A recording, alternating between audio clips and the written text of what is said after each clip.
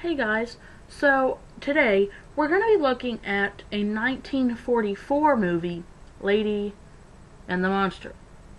And every time I think of that movie, I want to say Lady in the Water, but that is for another day. Um, so this movie has, not necessarily has history behind it in itself, other than the fact it's a book called based off a book called Donovan's Brain, which I can't remember who wrote it, because I've never heard of it prior to doing a little bit of research on this movie. But if you really wanted the source material, you could, it's on Amazon, because I'm thinking about buying a copy. Okay. The studio that made this movie was Republic Pictures. And I feel like it'd be like mentioning this. Why? Because they actually quit operating in 1959. But they were the picture company not solely responsible, but 90% responsible for the careers of John Wayne, Gene Autry, and Roy Rogers. None of which are in this movie. So, yeah, no, I think that's pretty cool. Because, I mean, that's big names even now in 2013. I almost said 2012. So, okay, let's look at it. Alright, so I couldn't find how much money this movie made opening week, but it is from 1944, so, you know, do with that what you will. I also, Rotten Tomatoes does not have a rating for it.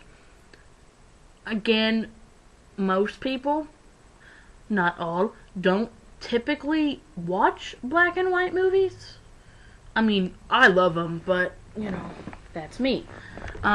Plenty of my friends, as much as I hate it, won't watch black and white movies specifically because they're in black and white. Do with that what you will. I need better friends. And not just because I don't like black and white movies, but for various reasons.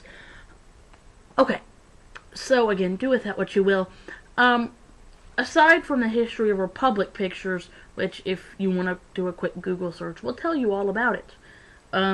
There's really not much in it about this movie that I could find, like why it was created, you know, all that jazz.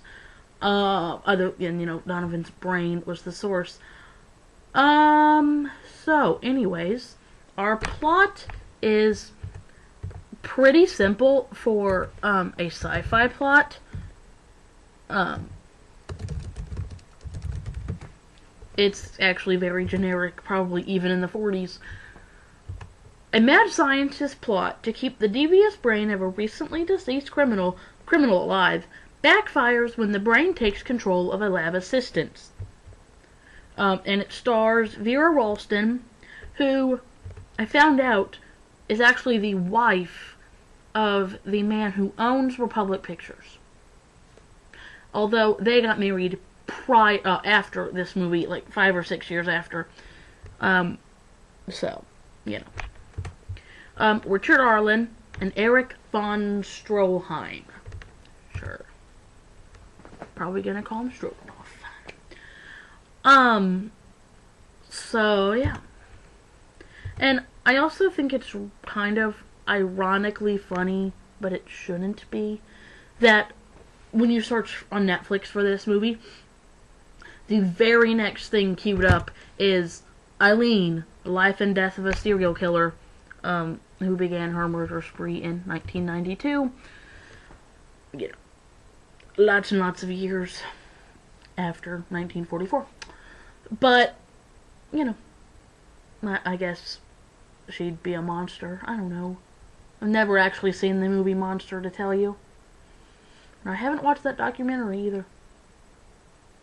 I want to watch the documentary about her just because it sounds interesting. But every documentary I've seen is really boring. Granted, most of them I've watched in history class. So, there's that. Back on subject. Yeah, I don't know about the 40s, but, this is definitely an overused plot in 2013. So I don't. We'll give it a shot. And also the other title for this movie is Monster and Tiger Man, and I don't really understand how that makes sense. Unless the criminal, like, he wanted tigers for their fur. I don't know. Okay, let's look at it. Alright, so my first issue, kind of, with this movie comes in like 45 seconds in. Our mad scientist works in a castle. That's fine, that's where mad scientists should be. However, this castle is named the Castle. I don't know. I feel like if you're a writer of a movie, you should be probably a little bit more creative. Ignoring the fact that directors or writers today aren't that creative. Okay. So, our basic plot is simple. Our scientist, who goes by Professor, sure, I mean, a professor can be a scientist, and that's fine, but normally most scientists go by doctor, not professor. Although you do need a doctorate to be a professor in most cases, so, I don't know. Whatever, I just think it's weird they're calling a professor and not doctor. He finds, our doctor finds a dying organ-grinding monkey, and basically waits on the monkey to die, and then tests his alpha waves in the brain, to see how long the brain will stay alive after the monkey's dead, which we find out through time lapse is about an hour and a half. So he essentially wants to keep the brains of the great thinkers alive. And this is the 40s, so I'm hoping he doesn't want to keep Hitler's brain alive. So, anyways. Like, I mean, essentially, if this were to work, we could still have Einstein, we could still have, I don't know, Plato, Aristotle, all those guys. Assuming we could find their brains. Which is a really neat idea on the surface. But because a movie, A, has to have conflict, and B, just needs a plot device, I have a feeling that things are gonna go wrong. And I'll be taking bets on that. The doctor is just a big old dickwad. He is basically in love with Vera Ralston, and her character's name has not come up, and I will let you know what it is as soon as I know. But she's a bit younger than him, and by a bit, I mean probably about 30 years. She is in love with Guy, whose name hasn't been announced. Guy,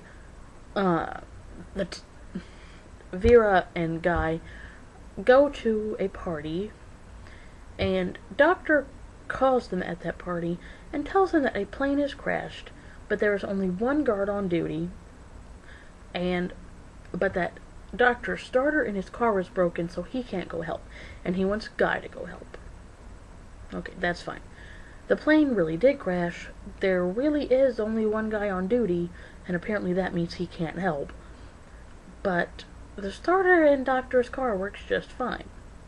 So the entire mission of this rendezvous with a plane was to kill Guy.